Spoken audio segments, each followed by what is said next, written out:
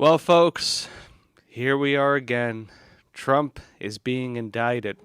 No, you're not living in Groundhog Day. No, you don't need to make the right choices to go to the next day and get out of the cycle we're in. No, they're just doing the same thing over and over again, unfortunately. And this time, they might actually get him this time. And I'm not saying that tongue in cheek. I think they found a way where they can prosecute Trump, which is they basically cobble together fake charges. I think this whole thing's a bunch of nonsense. I'll explain to you how they're doing it. They're going to put it in a DC court. The judge is a total political hack who has obvious bias against Trump, who should recuse herself if this had any semblance of legitimacy or any semblance of actual law and order, which it does not. The judge is probably not going to recuse herself. The judge is known to be one of the toughest on the J6 defendants. And just like with other people who tried to defend themselves, people in other cases were forbidden from showing certain types of evidence. People in other cases were unable to get exculpatory evidence. People in other cases were unable to even show their side of the story. And I know that Trump's saying, hey, he's saying, hey, there we are. Trump's saying now that, hey, he's going to, of course, he's going to try to show his side of the evidence. It's really doubtful whether the judge is going to allow it because the judge is a corrupt political hack. I'm just saying it. And anyways, let's jump into what's happening because regardless of anything, ironically, this is probably going to help Trump. Ironically, Trump could campaign from prison. They might try to throw him in prison. I don't know how they're going to do it, given the fact that a former president has to have Secret Service detail, which means either they'd have to put him in house arrest or they'd have to put him in like solitary or some kind of protective custody with like a Secret Service detail outside the room, like Secret Service prison guards. He's going to be like Napoleon on his island, and just like Napoleon on his island, who, of course, swam and then became leader once again, Trump actually can still campaign even from behind bars if it comes down to it. Let me explain. Let's start from the top. Let's go over the charges first. This is the indictment. He's going to face charges today, just so you all know. One of them is conspiracy to defraud the United States. And I'll stick with me. I'll explain what all these mean. We'll dig into this. I'll explain it all. Conspiracy to defraud the United States, conspiracy to obstruct an official proceeding, which is a ridiculous charge. That was the charge they rolled out for Enron. It was about destroying evidence, not about like interfering with the Electoral College. It's a cobbled together fake charge that has never been used in this, nor was it ever designed to be used like this. They're making up charges basically, but this is of course what they were using to go after the J6ers. Obstruction of and attempt to obstruct an official proceeding. Sorry. These are previously non-existent crimes. Nobody has ever been charged with this stuff. Like this is again stuff they made around Enron. This was designed around corrupt businesses trying to destroy evidence, not people interrupting, because they're protesting, interrupting a government proceeding of some kind. Like you could argue that people interrupting a city hall meeting could be hit with this charge because it was never meant to be used like this, nor has it ever been used like this. This is the Democrats making something illegal that was never illegal, basically. This is them faking a charge, and they've, of course, used it to go after the J6ers. But stick with me. Obstruction of and attempt to obstruct an official proceeding and conspiracy against rights. Let me explain. The irony with this is actually, if Trump ever comes back into power, if we ever get a actual law and order leader, the Democrats have actually committed all these crimes. Technically, most of them could go to prison for the rest of their lives, as they're trying to do to Trump.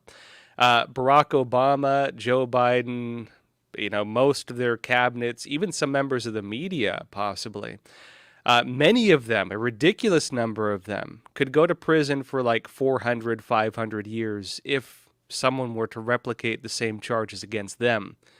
Because with Trump Russia, the whole faking of the Trump Russia thing, with the incitement, for example, of protests all around the nation, BLM and Antifa, with, for example, even their attempts to get electors with the Electoral College to cast opposite votes to what they had been elected to do, which is what the conspiracy against rights charge is. It's about the dueling electors.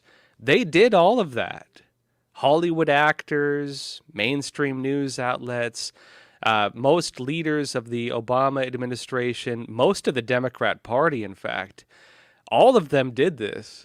And if you ever get a law and order leader coming in who wants some good old-fashioned vengeance, they can use these exact same charges against them and throw them in prison for the rest of their lives. Which is a dumb move on behalf of the Democrats, because this is a politicized charge, let's be honest with ourselves.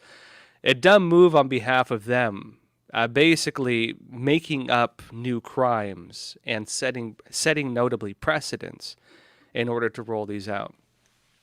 They're basically making it so that they can in the future be charged for the exact same things, and notably be charged in a way that actually would align with reality, unlike what they're doing to Trump.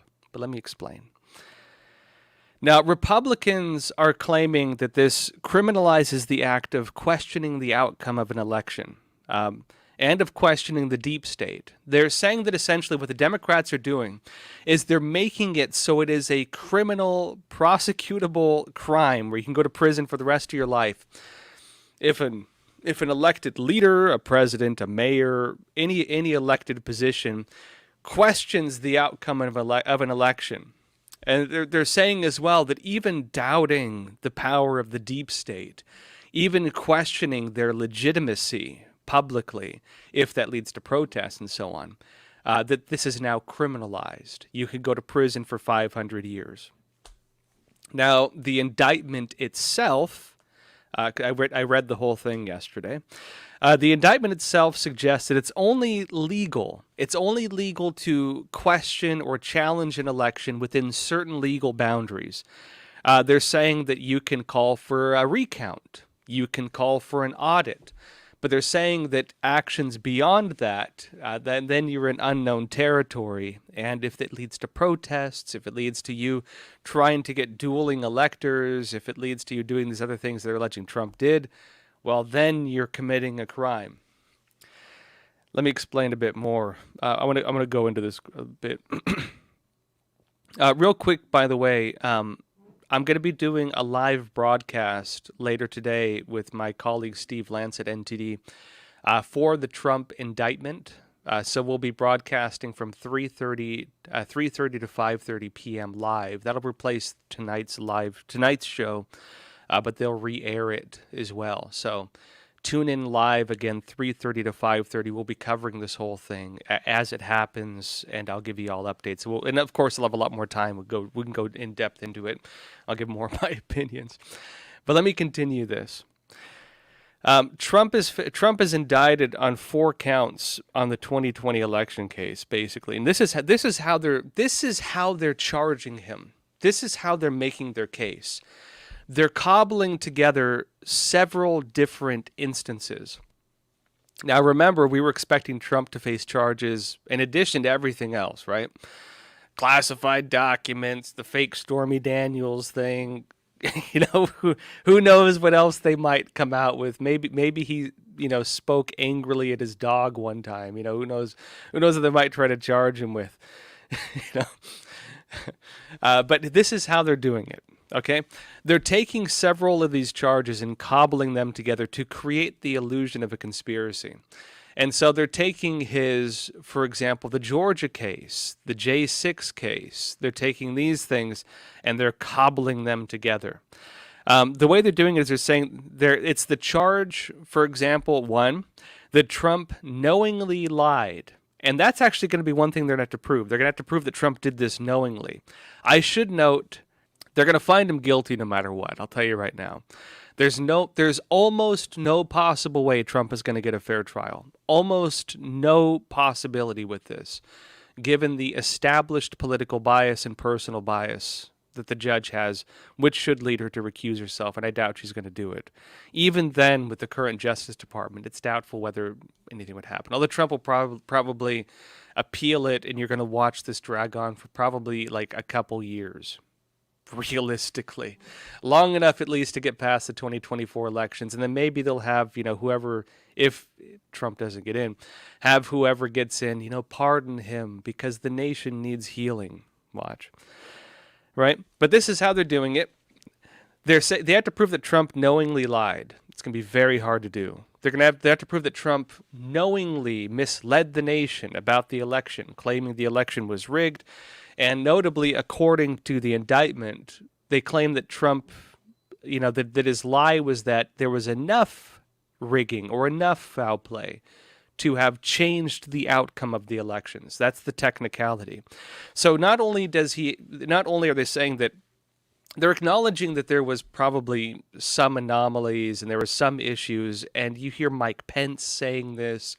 You hear a lot of people saying it. They'll acknowledge, yes, there were problems with the election. Yes, it was a strange time of 2020 with, COVID-19 and lockdowns, but there was not enough to have altered the outcome of the election, right? That's the narrative.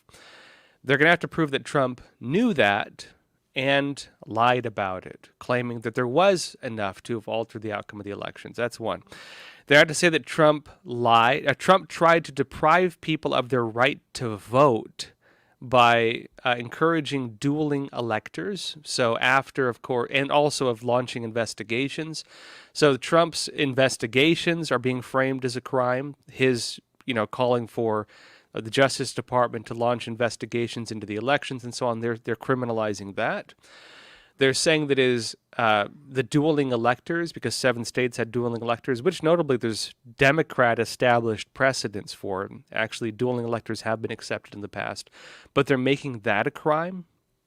And they're also saying that Trump tried to disrupt the counting of the Electoral College votes by encouraging the January 6 protests, thereby depriving, it was a conspiracy against rights, depriving people of their right to vote. And so they're combining these in order to create this big conspiracy case, essentially. That's how they're doing it.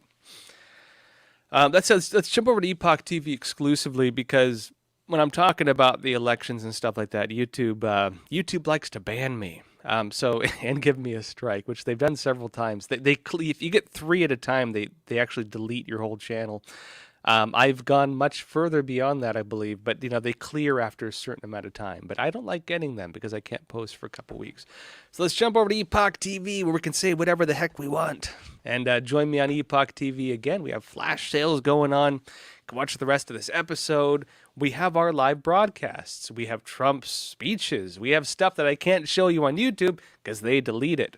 And I can show you evidence, ironically, of the thing that would prove Trump's innocence, which I cannot show you on YouTube because they're part of the political hack system. Join us on Epoch TV.